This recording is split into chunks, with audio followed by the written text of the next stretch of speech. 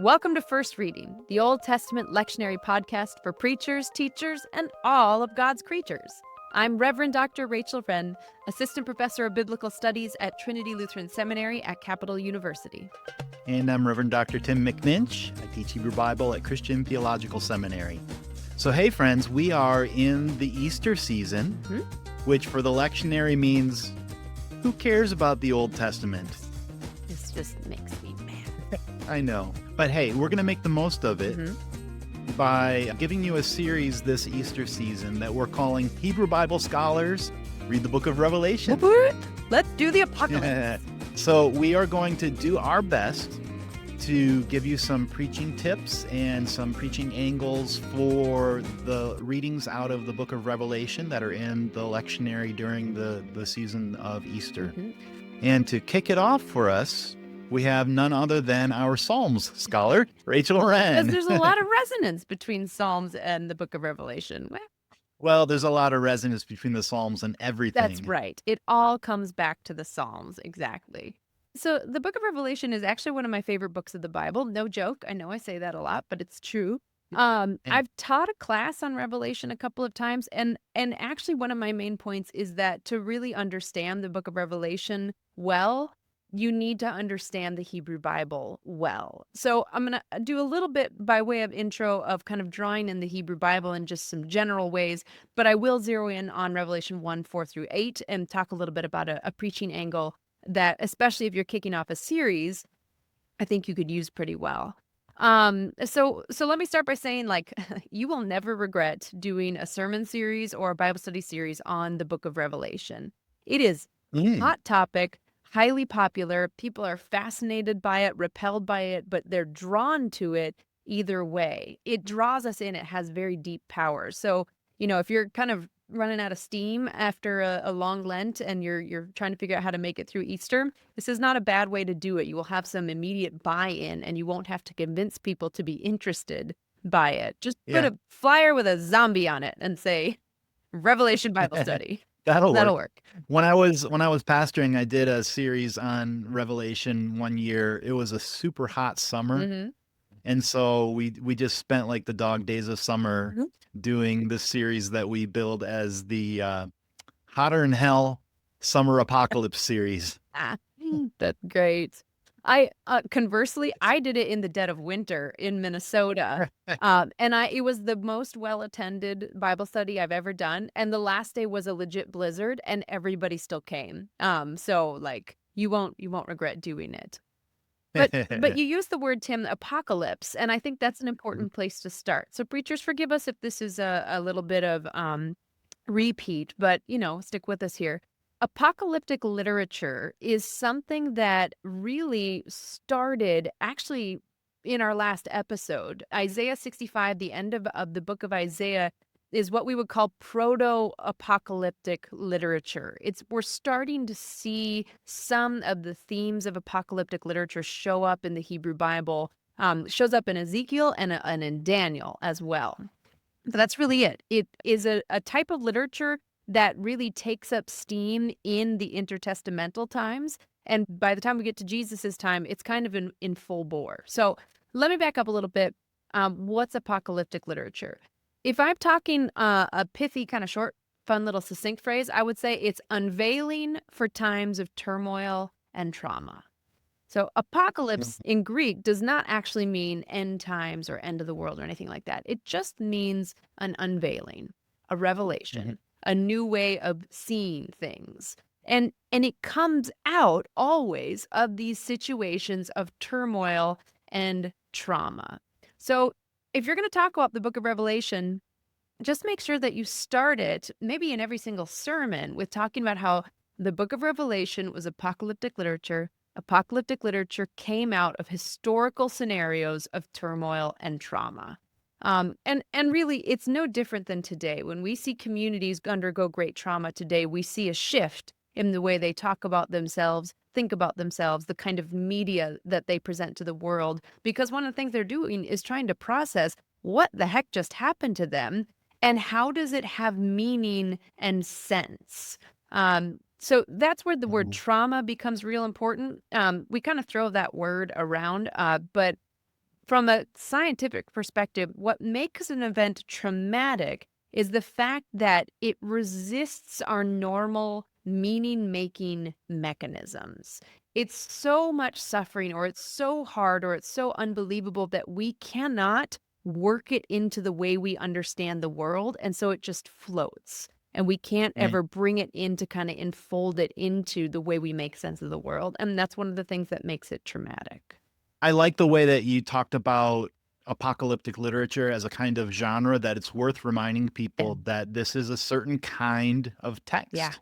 Mhm. Because if we just are reading it straight off the page, it's really easy for us to misinterpret it as a kind of historical story or prediction of what's going to happen, on the ground Mhm. at a particular day and time. Mhm. And that's just not the type of literature it is. It's not. And if you want preachers or Tim or whoever is listening right now, grandma, if you want a quick intro into that sort of genre of apocalyptic from this early time period, go to OnScript Podcast. Just Google OnScript, one word, OnScript Podcast, Dr. Megan Henning, Mm. Henning. She's a New Testament scholar, and she has a book that she does an interview on called Educating Early Christians Through the Rhetoric of Hell.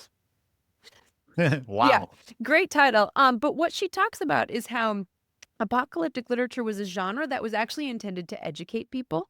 And people had an expectation when they came to an apocalyptic performance, whether it was written or, even acted out. They would have been familiar with that genre and they would have expected certain things of it. And one of the things she points out is that they would have been expected to be scared out of their boots. Like, that was something that they understood. It was a way of trying to communicate something to them, to educate them about something, and the rhetoric that they used was essentially the contemporary of our rhetoric of horror today. Yeah, I started to think that as you were describing it of how, the horror genre, we're not meant to take everything that happens in a horror flick Yes. like super seriously or literally, Yes. but it evokes something in us that we do find in real life, Yes, and right? the best horror movies have a sort of social, commentary underneath. So when the Mhm. zombie genre became really important, it was actually a critique of consumerism and how Yeah. consumerism turns us into these mindless consuming zombies. So there's you could play with that horror image, that horror genre. You could also like, Jordan Peele's Get Out is another, relevant one that would be really, again, social commentary about, white liberals and the way we, are willing to do damage to Black bodies to feel good about ourselves. And So anyway, getting us back on track, this is not a prediction of the end of time. It was never intended as a prediction of end of time. What it was an intention to try to educate or convince us of something. And that's actually where we get into our pericope for today. It's really short, which is helpful. If you're going to do this sermon series and you want to spend some time setting up the sermon series, this is a good time to do it because it's very short. It's basically just a description of John, who this person is, to the 7 churches in the province of Asia. And that's actually what I want to focus on again, because this is kind of setting up the conversation. But to lead into your first sermon, you're going to have to do a little bit of heavy lifting in terms of context. It's important to note for that context that these were 7 actual cities in today's modern day Western Turkey. So mhm. this is not Israel, Palestine that's being written to. This isn't, Italy. This is Western Turkey. Asia Minor is kind of that general area. The dominant language and culture was Greek. It was all Roman rule, and all of these were communities of Christians. These communities were struggling with 3 main issues. But before I get to those 3 main issues, I want to address verse 1, which isn't in this pericope, but I just, again, if you're going to have people come up to you afterwards, I want you to be prepared. It says, Yeah. the revelation from Jesus Christ, which God gave him to show his servants what must soon take place. Okay, that phrase, what must soon take place, that's where we get Mm. a lot of the prediction, the end of the world, this is about to happen. This is not necessarily about, in fact, it's not all about the end of the world because, again, we have 7 actual cities in Western Turkey, and chapters 2 and 3 tell us a lot about those historical cities that this stuff was happening to. It's dealing with stuff that's happening right here and now. It's kind of like in the last week when you were talking about Hanani and how God's like, "Watch Yeah. this, like, this is about to happen." I'm drawing your attention to it because it's like, right now, right now. So, Mhm. these chapters are talking about what must take place in their own context and take place soon because they're struggling with 3 things. They're struggling with persecution, assimilation, and complacency.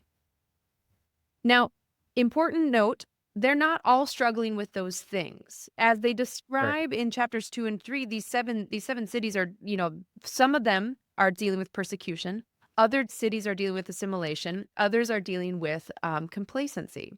The persecution, just a quick word on each, the persecution was probably local. There's not great evidence that it was this emperor, top down kind of thing.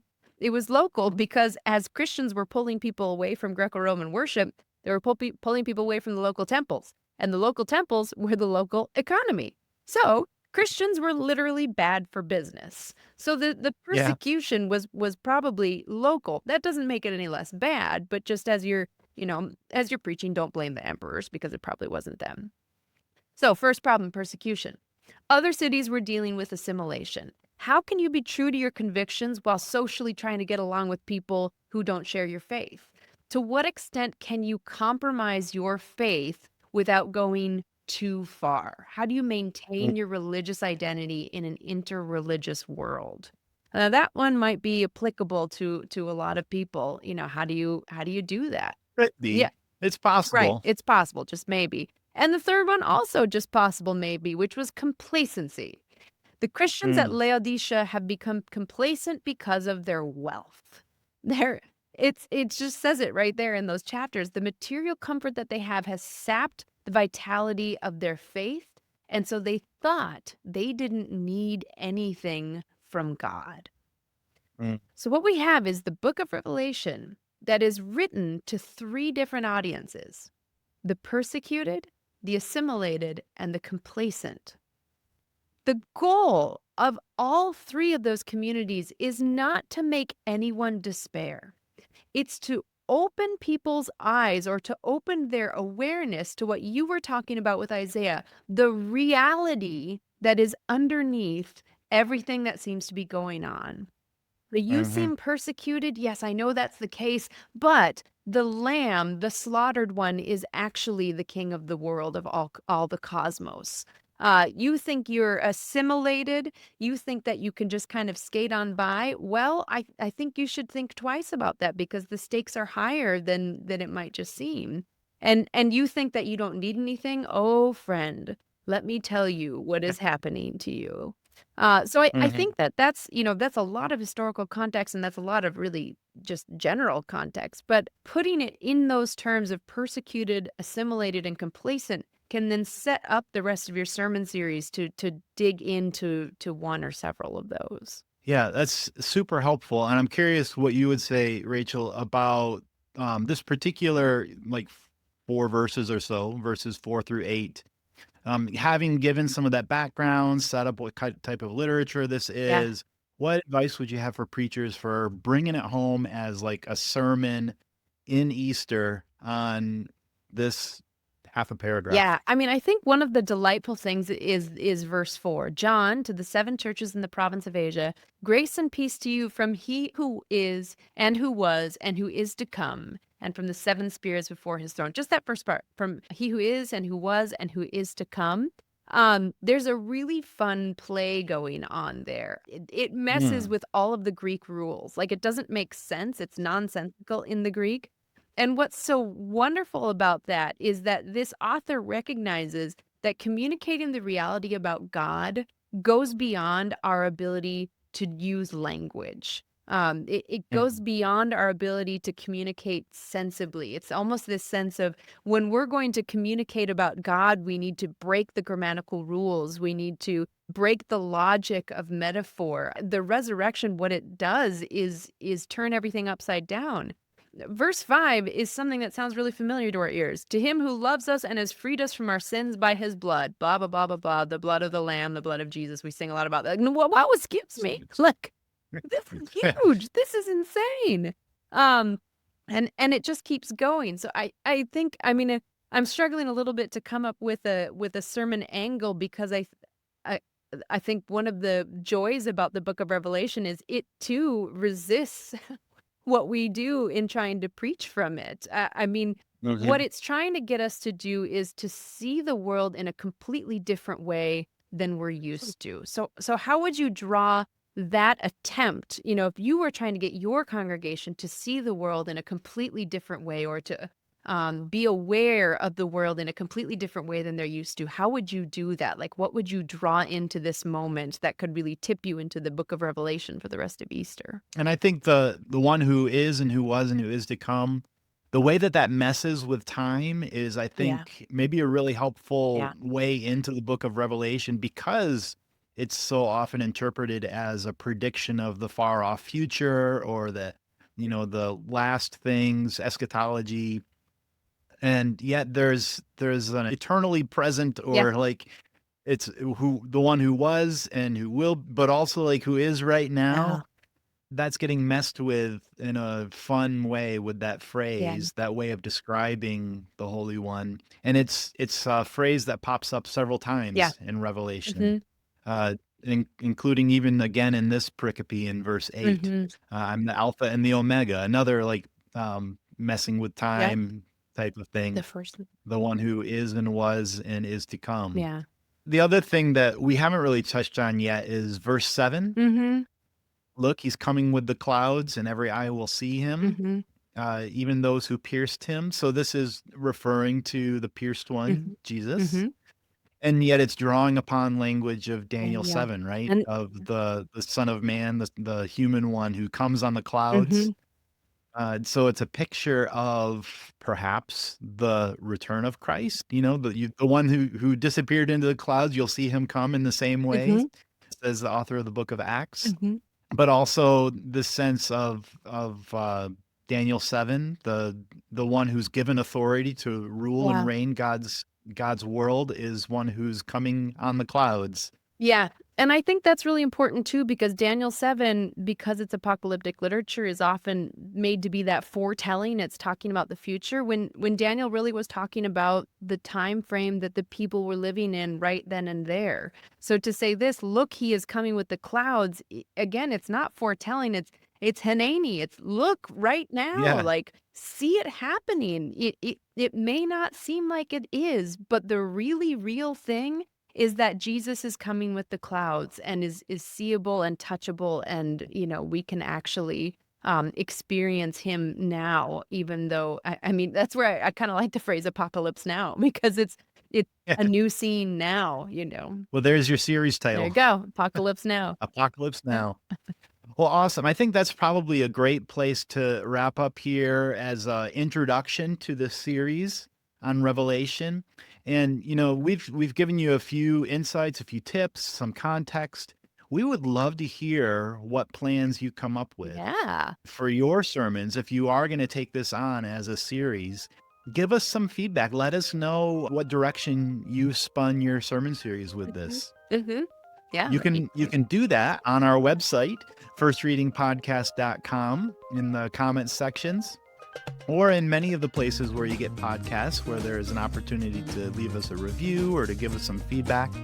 On the YouTube channel, you can find us there as well, and there's a place for comments on the videos, or on Facebook where you can also find us. Let's make this into a conversation and give us some preaching tips from what you gleaned from our little forays here into the book of Revelation. Mhm. Well, we're looking forward to the next rounds of this. And until then, I'm Tim McNinch. And I'm Rachel Wren. Happy apocalypse. Happy apocalypse.